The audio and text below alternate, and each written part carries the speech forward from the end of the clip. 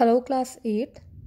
This is the continuation of your chapter number 20, that is direct and indirect speech. In our previous videos, we have seen how to convert direct into indirect speech, and we have started that how we change different kinds of sentences into indirect speech. In the last video, we have seen how to convert assertive sentences into indirect speech. Now we have to start from conversion of interrogative sentences into indirect speech. From here we have to start. This is given on page number 144. So see what are the rules according to which we have to change it into indirect speech. First is the reporting verb is usually changed into verbs like ask, inquire and demand. Then the inverted commas and the mark of interrogation are omitted, means they are removed. The structure of the reported speech is changed from interrogative form to assertive form, means it is not going to be in the question form or interrogative form, it will be in assertive form, that is normal your statement sort of form. Then when we have WH interrogative words like who, what, whose, whom, where, when, why, which or how at the beginning of a question, then no conjunction is used after the reporting verb. So whatever will be the reporting verb, after that no conjunctions will be used. Then we use conjunction whether or if to introduce the reported speech if the question begins with auxiliary verbs such as are, is, am, was, were, do, does, did, have, had, will, can or may. So if the question begins with these auxiliary verbs, then only we are going to introduce if or whether in the reported speech. Here are a few examples. Let's see them. First one is Sana said, Mother, where have you kept my new pair of jeans? So here this is of WH interrogative word form. So see how it has changed. No conjunction will be used here. See, Sana asked her mother where she had kept her new pair of jeans. Then second is Midura asked Manisha, did you buy the magic show tickets? Here it is the second form, means auxiliary verbs. So here we are going to use if or whether. So see how it is changed. Mridula asked Manisha if she had bought the magic show tickets. And can you see we have removed interrogative sign, that is a question tag, and we have removed inverted commas as well. Then next is questions beginning with will, shall are changed into indirect speech by using whether if, and will, shall are changed into would or should. See the example. Sita said to him, will you play today? Sita asked him whether he would play that day. Then questions beginning with can, may are changed similarly to indirect speech by using whether if, and can, may are written as could and might. See the example. He said to his sister, can you sing like a professional singer? How it is changed into indirect speech. He asked his sister whether she could sing like a professional singer. Now see this question tag. Sometimes a statement is made by the speaker and she asks for confirmation by attaching a question tag. Though question tags ask the opinion of the addressed person, they take his or her agreement for granted. While changing such question to indirect speech, the tag is explained to a full question and the question mark is left out. See how it has changed. The chemistry teacher asked to her students, you have understood the experiment, haven't you? See, there is confirmation attached after a question. She is asking. Or you can say the chemistry teacher is asking again, haven't you? The chemistry teacher asked the student if they had understood the experiment. So in this way it is changed. Then see again this B1. Mother asked to her friend, my daughter sang well, didn't she? Again, so here you can see the confirmation is attached after this attaching a question tag. It's a confirmation. They are asking it again. Didn't she or haven't you? Alright. So how it is changed? Mother asked her friend if her daughter had sung well. Alright, so it is expanded. When it is changed into indirect speech, the tag is expanded to a full question and the question mark is left out. Now, based on the guidelines, this exercise D I'm doing now, based on the guidelines stated above, rewrite the following interrogative sentences into reported speech. See the first one. First one is, Mukta said to her friend, you can drive in congested areas, can't you?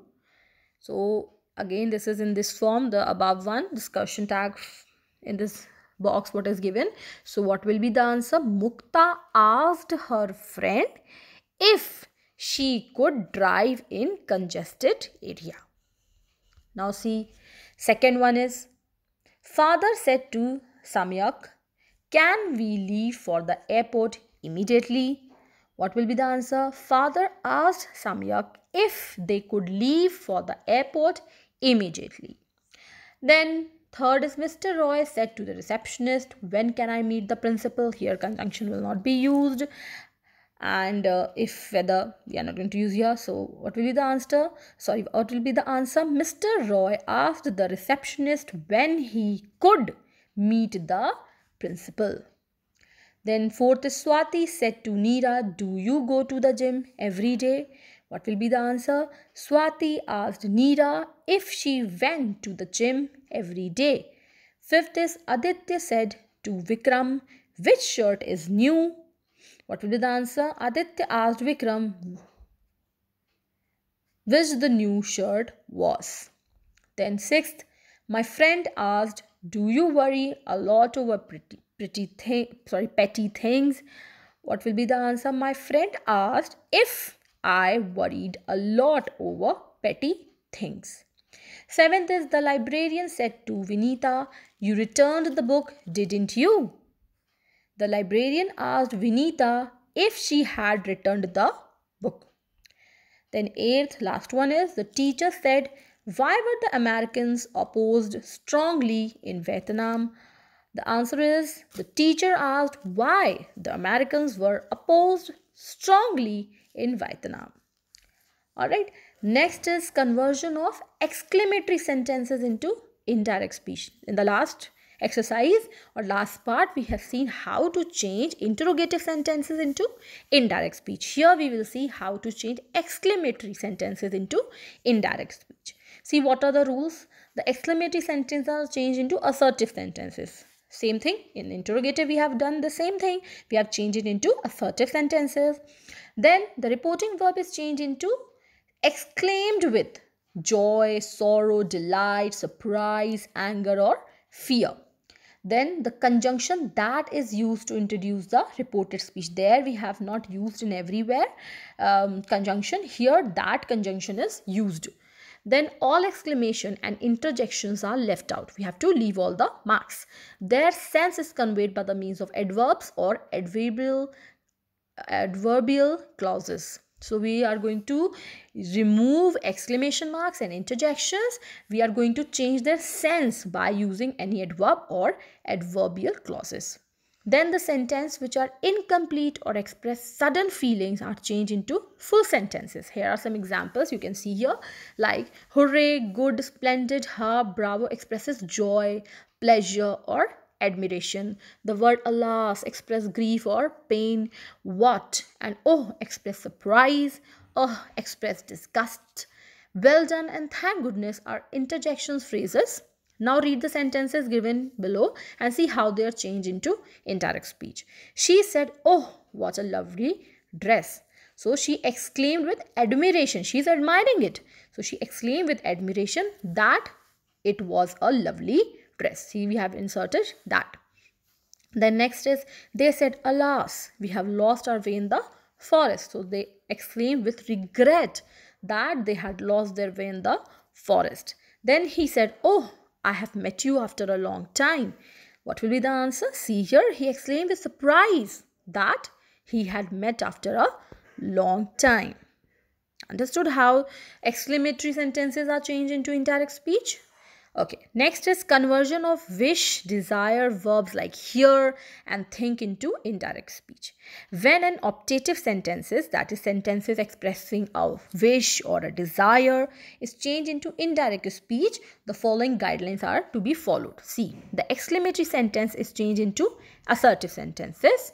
We change the reporting verb into words like bless, brave, wish to convey the meaning of the complete expression, the conjunction that is used as in a sentence. See how it is done.